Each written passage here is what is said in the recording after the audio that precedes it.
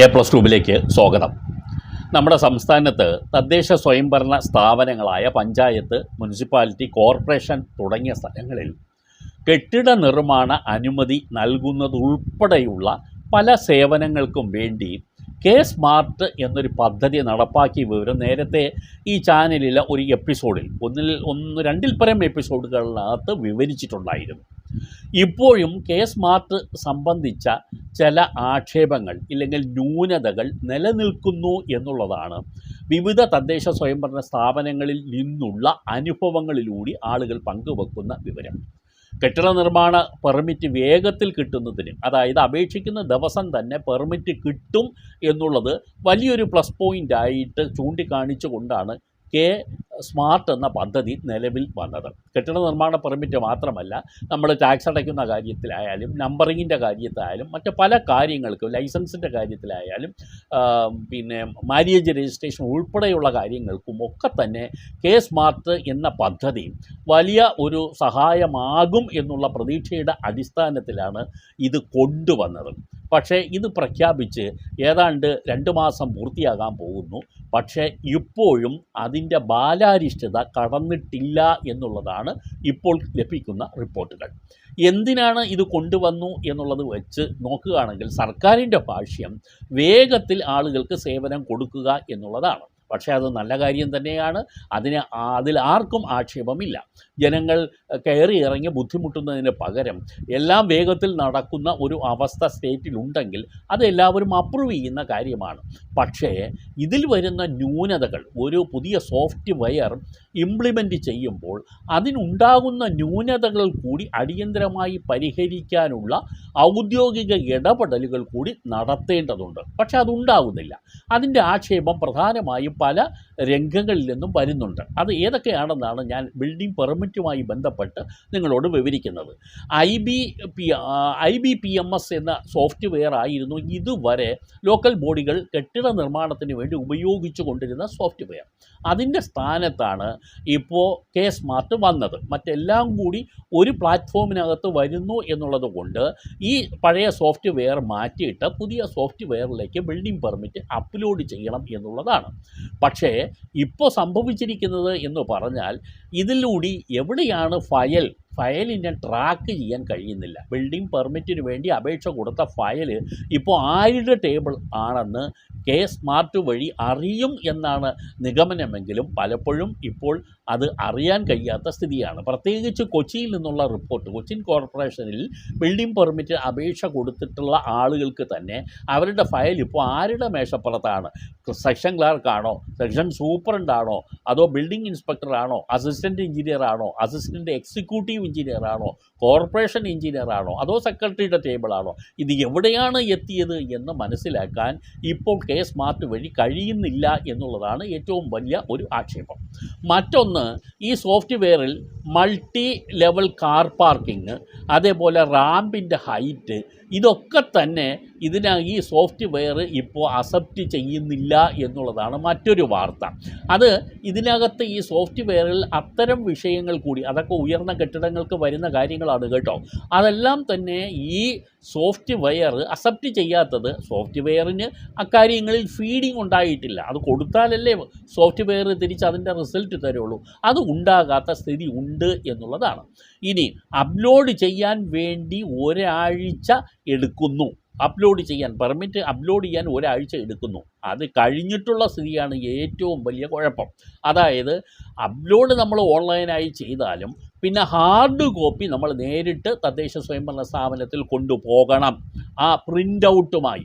അതിലാണ് ആക്ഷേപം. എന്തിനാണ് ഓൺലൈനായി ഒരു അപേക്ഷ സമർപ്പിച്ചാൽ പിന്നെ ഫിസിക്കലായിട്ട് പ്രിൻ്റ് ഔട്ട് കൊണ്ട് വീണ്ടും ഓഫീസിൽ പോകണം? അപ്പോൾ ഒരു കാര്യം 2 തവണ ചെയ്യേണ്ടി വരുന്നൊരു സ്ഥിതി, അതൊരിക്കലും അഭിലഷണീയമല്ല. അത് എത്രയും വേഗം പരിഹരിക്കേണ്ട ഒരു കാര്യമാണ് എന്നുള്ളതാണ്. ഇത് ലേ ഔട്ട് അപ്രൂവൽ, അപ്പോൾ CTPയുടെ ഓഫീസിൽ നിന്നൊക്കെ ലേ ഔട്ട് അപ്രൂവൽ വേണം. അതൊക്കെ കുറച്ച് മുതിർന്ന, അതായത് പ്ലിന്തേരിയ കൂടുതലുള്ള കെട്ടിടങ്ങൾക്കും അതേപോലെ തരം ഏറ്റവും ഉയർന്ന, പ്രത്യേകിച്ച് കൊമേഴ്സ്യൽ ബിൽഡിങ്ങിന് വേണ്ടിയുള്ള ഇതിനൊക്കെ തന്നെ CTPയുടെ ഓഫീസിൽ ലേ ഔട്ട് അപ്രൂവലിന് പോകണം. ഈ ലേ ഔട്ട് അപ്രൂവൽ ഈ ടൗൺ പ്ലാനിംഗ് ഓഫീസിൽ നിന്നും വാങ്ങിയാൽ അതുപോലെ വേറെ ചില കൊമേഴ്സ്യൽ ബിൽഡിംഗ് ഉൾപ്പെടെയുള്ള വലിയ കെട്ടിടങ്ങൾക്ക് വേറെയും ചില അപ്രൂവൽ വാങ്ങണം. ഒന്ന്, പൊല്യൂഷൻ കൺട്രോൾ ബോർഡിൻ്റെ അപ്രൂവൽ വേണം, ഫയർ ആൻഡ് സേഫ്റ്റിയുടെ അപ്രൂവൽ വേണം, ഏവിയേഷൻ്റെ ഡിപ്പാർട്ട്മെൻറ്റിൻ്റെ അപ്രൂവൽ വേണം. ഏവിയേഷൻ എന്ന് പറഞ്ഞാൽ ഈ എയർപോർട്ട് ഉണ്ടെങ്കിൽ, ആ പ്രദേശത്ത് എയർപോർട്ട് ഉണ്ടെങ്കിൽ അവരുടെ അപ്രൂവൽ വേണം. ഇപ്പോൾ കൊച്ചിയിൽ തന്നെ 2 എയർപോർട്ടുണ്ട്. ഇവിടെ രണ്ടിടത്തു നിന്നുള്ള അംഗീകാരം വാങ്ങിക്കൊണ്ട് വരുന്നു എന്നുള്ളതാണ്. പിന്നെ വേറെ സ്ഥലങ്ങളിലാണെങ്കിൽ ഈ മണ്ണ് ഒഴിക്കലും എടുക്കലുമായിട്ടുള്ള പ്രശ്നങ്ങൾ വരുന്നുണ്ടെങ്കിൽ ജിയോളജി ഡിപ്പാർട്ട്മെൻറ്റിൻ്റെ അപ്രൂവലും വാങ്ങണം. ഇതെല്ലാം തന്നെ അഡീഷണലായി ബിൽഡിംഗ് പെർമിറ്റ് കൂടാതെ നമ്മൾ വാങ്ങിക്കൊണ്ട് കൊടുക്കേണ്ട അപ്രൂവലാണ്. അത് ക്ലൈൻറ്റിൻ്റെ ചുമതലയാണ്. ക്ലൈൻറ്റ് ഓരോ ഡിപ്പാർട്ട്മെൻറ്റുകളിലും പോയി അവിടെ നിന്നൊക്കെ ഈ NOC വാങ്ങി, ഇതൊക്കെ NOC എന്നാണ് പറയുന്നത്, ഈ ഡിപ്പാർട്ട്മെൻറ്റുകളുടെ നോൺ ഒബ്ജക്ഷൻ സർട്ടിഫിക്കറ്റ്, ഇതെല്ലാം വാങ്ങി കൊണ്ടുവന്ന് ഹാജരാക്കണം. അങ്ങനെയാണെങ്കിലേ അപ്രൂവൽ കിട്ടുകയുള്ളൂ എന്നുള്ളതാണ്.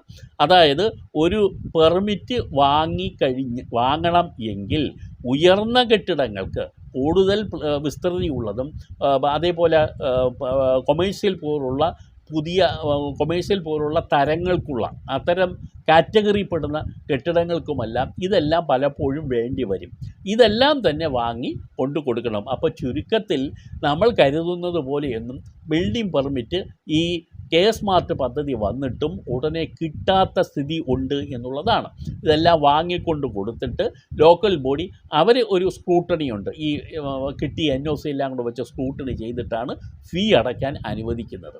അപ്പോൾ പെർമിറ്റ് ഫീ നമ്മൾ അടയ്ക്കുന്നതിന് മുമ്പ് ഇതെല്ലാം നടത്തും. അതെല്ലാം കഴിഞ്ഞിട്ടാണ് പെർമിറ്റ് നമുക്ക് നൽകുക. അപ്പോൾ എത്ര കാലതാമസം വരുമെന്ന് ആലോചിച്ച് നോക്കുക.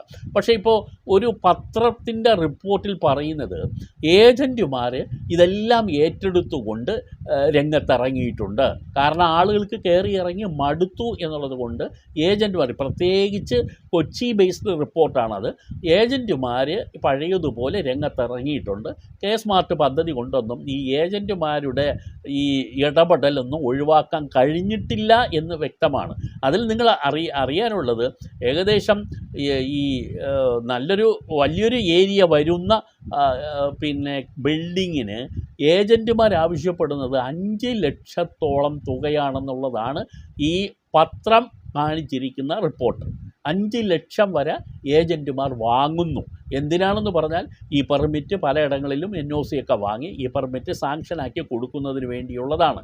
ഏതാണ്ട് 25,000 സ്ക്വയർ ഫീറ്റ് വരെയുള്ള കെട്ടിടങ്ങൾക്കാണ് 5 ലക്ഷം വരെ വാങ്ങുന്നത്. അതിനേക്കാളും കൂടുതലുണ്ടെങ്കിൽ നിങ്ങൾക്കറിയാം, അതിനനുസരിച്ചിട്ടുള്ള ആനുപാതികമായ തുകയായിരിക്കാം. ഇത് ഞാൻ പറയുന്നതല്ല, ഒരു പ്രമുഖ പത്രത്തിൻ്റെ റിപ്പോർട്ടിൽ വന്നിട്ടുള്ള കാര്യമാണ് ഞാൻ സൂചിപ്പിച്ചത്. ചുരുക്കത്തിൽ അടിയന്തരമായിട്ട് മന്ത്രിതല ഇടപെടലുകൾ തന്നെ ഉണ്ടാകേണ്ടതുണ്ട്. സ്മാർട്ട് പദ്ധതി നല്ല പദ്ധതിയാണ്. ആ പദ്ധതി വേഗത്തിൽ നടക്കുന്നു എന്നുള്ളത് നമുക്ക് സന്തോഷകരമാണ്. പക്ഷേ അതിലിപ്പോൾ സംഭവിച്ചിരിക്കുന്ന ഇത്തരം വീഴ്ചകൾ കൂടി അടിയന്തരമായി പരിഹരിക്കേണ്ടതുണ്ട്. ബിൽഡിംഗ് റൂളുമായി ബന്ധപ്പെട്ട്, ബിൽഡിംഗ് പെർമിറ്റുമായി ബന്ധപ്പെട്ട്, ബിൽഡിംഗ് റെഗുലറൈസേഷനുമായി ബന്ധപ്പെട്ടൊക്കെ കൂടുതൽ എപ്പിസോഡുകൾ ഈ ചാനൽ ചെയ്തിട്ടുണ്ട്. തുടർന്നും അത്തരം എപ്പിസോഡുകൾ ഉണ്ടാകും. ഈ ബിൽഡിംഗ് റൂൾസുമായി ബന്ധപ്പെട്ട നിരവധി എപ്പിസോഡുകളുടെ സ്ക്രിപ്റ്റായി കഴിഞ്ഞിട്ടുണ്ട്. അത് മിക്കവാറും തുടർച്ചയായി തന്നെ ഈ ചാനലിൽ ഉണ്ടാകും. അത്തരം വിഷയങ്ങൾ അറിയാൻ ആഗ്രഹിക്കുന്നവർ തീർച്ചയായും ഈ ചാനൽ സബ്സ്ക്രൈബ് ചെയ്യുക, ഷെയർ ചെയ്യുക, ലൈക്ക് ചെയ്യുക. നന്ദി.